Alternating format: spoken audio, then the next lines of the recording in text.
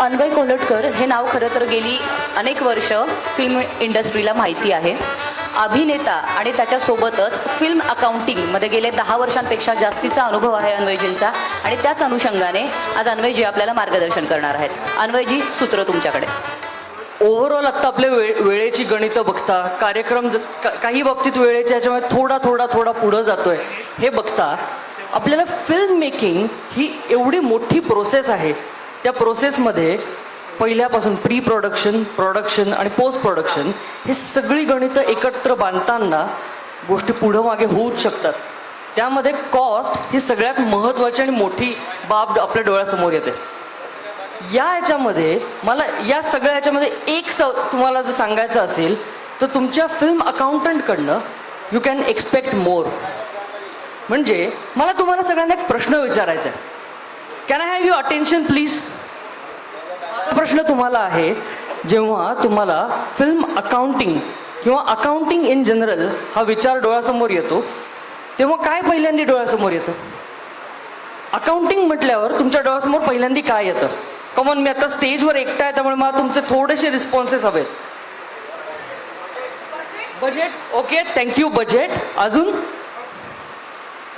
अजून कोणी काही उत्तर देऊ शकते? अकाउंटिंग म्हटल्यानंतर आपल्या डोळ्यासमोर काय येतं? Profit and loss. Thank you very much sir.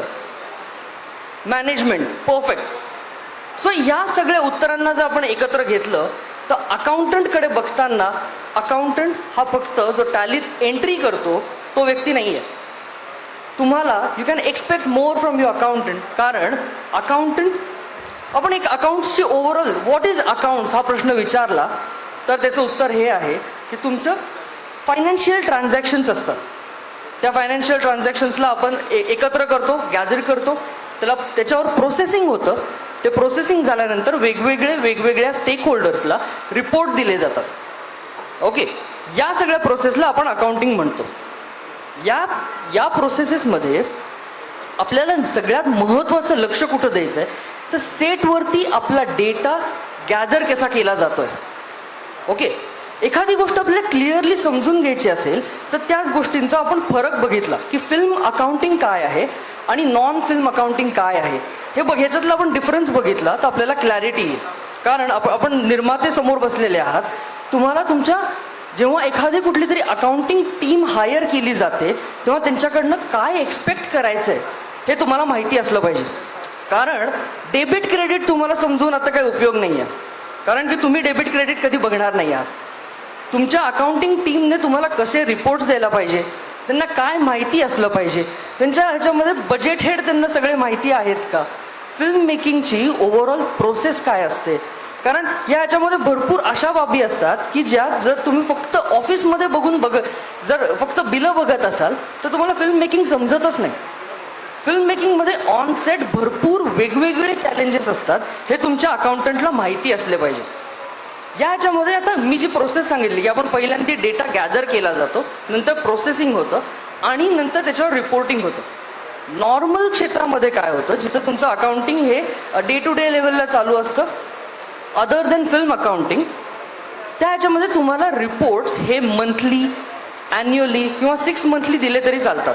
आपल्या इथं आपला प्रोजेक्ट असतो काही दिवसांचा, त्यामुळे डेली माझं जे काही माझ्या हातात बिलं येत आहेत, डेली काही ॲडव्हान्सेस दिले जातात, त्याचा जर रिपोर्ट माझ्या कार्यकारी निर्मात्याकडे गेला नाही, माझ्या निर्मात्याकडे गेला नाही तर त्यांना समजणारच नाही आहे की त्यांचा ओव्हरऑल खर्च किती होतोय. त्यामुळे त्यांना हातामध्ये डेली रिपोर्टिंग असणं गरजेचं आहे. ह्याच्यामध्ये what you should expect from your accounting team, accounting agency is, त्यांना फिल्म मेकिंगची पूर्ण नॉलेज माहिती पाहिजे, त्यांना बजेट हेड माहिती पाहिजे. या 2 गोष्टी जर तुम्ही एन्श्युअर केल्या, आता ह्याच्या पुढं जाऊन ट्रॅडिशनली आत्तापर्यंत आपण सगळं ऐकलं की वेगवेगळ्या क्षेत्रामध्ये आता इनोव्हेशन्स येत आहेत. अकाउंटिंग म्हटलं की लोकांसमोर अजूनही टॅली हा शब्द येतो. ह्याच्यामध्ये क्विक रिपोर्टिंग हे खूप गरजेचं आहे. कारण आज जो काही खर्च झाला आहे तो आज माझ्या ईपीला लगेच समजला तरच तो त्याच्यावर बेस्ड डिसिजन्स घेऊ शकणार आहे.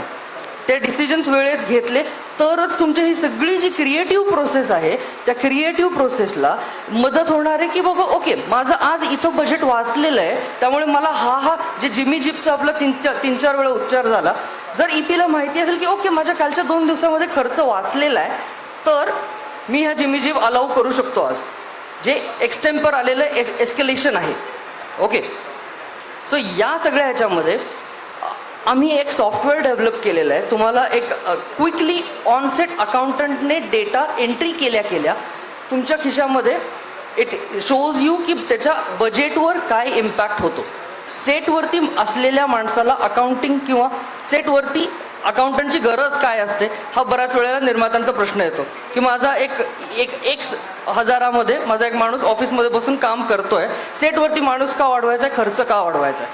सो सिम्पल आन्सर इज आम्ही वाईमध्ये शूट करत होतो इमॅजिन दिस वाईमध्ये शूट करत होतो लास्ट डे ऑफ शूट होता आणि त्या ह्याच्यामध्ये जेव्हा whenever there is a last day of shoot तुम्हाला सगळं त्या गावातले खर्च क्लिअर ऑफ करून बाहेर पडावं लागतं. सो या सिच्युएशनमध्ये हॉटेलचं बिल जेव्हा क्लिअर करायची वेळ आली 30 दिवसाचं शूट झालेलं होतं त्याच्यामध्ये फक्त GST पोर्शन त्या बिलातला हा 5 लाखाहून जास्त होता. ईपीची त्या बिलावर साईन होती प्रोडक्शन मॅनेजरने बिल क्लिअर केलेलं होतं नंबर ऑफ डेज सगळं कॅल्क्युलेशन परफेक्ट होतं आणि त्या पॉईंटला आय जस्ट सेड की we are not going to pay the GST amount. Hotel owner was panicked आमचा ईपी वॉजले की या बाबा काय करतोय संपलंय शूट आता सगळं लवकर निघूयात आपण. पण या सिच्युएशनमध्ये आय वॉज व्हेरी फर्म कारण की मी जेव्हा GST चेक केला त्या पॉईंटला his GST number was inactive. So त्याचं जे काही क्रेडिट होतं ते आम्हाला मिळणारच नव्हतं. सो सेटवरती अकाउंटंट असण्याची याच्यासाठी गरज आहे की तो तुमची इफेक्टिव्हली तिथल्या तिथं कॉस्ट वाचवतो. जसं आता आपलं डिस्कशन झालं की फिल्म मेकिंग हे जुगार आहे एका पॉईंट नंतर एक कधीतरी आपल्याला लागेल या आपण इच्छेमध्ये काम करत असतो तर ह्याच्यातलं I would like to segregate a bit ह्याच्यातलं सेल्स हा पार्ट जुगार आहे कॉस्टवर आपण कंट्रोल करू शकतो आणि ह्याच्यासाठी रिअल टाईम रिपोर्टिंग तुमचं बजेट ट्रॅकिंग खूप महत्त्वाचं आहे आणि this is how we can do it. So if you can see आमचं दिस विजिबल आहे बऱ्याच लोकांना या ह्याच्यामध्ये दिस इज अ प्लॅटफॉर्म ज्याच्यावरती आमचे ऑन सेट अकाउंटिंग होतं ज्याच्यामध्ये डेटा एंट्री याच्यावरच होते. डॅशबोर्डवर या आकाश जसं पहिल्या डेटा एंट्रीमध्ये अकाउंटंट एंट्री करतो त्या पॉईंटलाच इथं if you can C expand करतो बजेट वर्सेस ॲक्च्युअल पहिल्या कॉलममध्ये तुमचं ॲक्च्युअल बजेट येतं पुढच्या कॉलममध्ये त्याच्यामध्ये तुमचं आत्तापर्यंत ॲक्च्युअल किती खर्च झालेला आहे तो येतो त्याच्या पुढे बजेट लिहिलेलं आहे आणि त्याच्यामध्ये पुढे तुमचं कन्झम्पशन किती % झालेलं आहे आणि किती ओव्हररन असेल तर किंवा सेव्हिंग किती आहे इथं रिअल टाईम दिसतं. सेकंड पार्ट इज तुमचं पेएबल आणि ओपन ॲडव्हान्सेस हे लगेच रिअल टाईम तिथं दिसतात. म्हणजे सपोज आता एखाद्या वेळी ईपीला हवं आहे की माझे या वेंडरचे किती पेएबल आहेत त्याचे किती बिलं आलेली आहेत आणि त्याचं आत्तापर्यंत पेमेंट किती झालेलं आहे हे जर आपल्याला लाईव्ह बघायचं असेल तर या व्ह्यूमध्ये तुम्हाला आत जाऊन वेंडरचं नाव सर्च करायचं you can see it real time. So या ह्याच्यामध्ये असंच पुढं एक एक्सपेन्स रजिस्टर आहे पेमेंट रजिस्टर आहे. What we are trying to do is traditional अकाउंटिंगमध्ये तुमच्याकडे रिपोर्ट्स येताना भरपूर टाईम लॅग असतो आणि त्याच्यामध्ये क्रुशल मोमेंट मिस होतात की ज्याच्यामध्ये तुम्हाला डिसिजन मेकिंगला चान्स मिळतो. So with this you can save your cost. Thank you. Thanks for your time.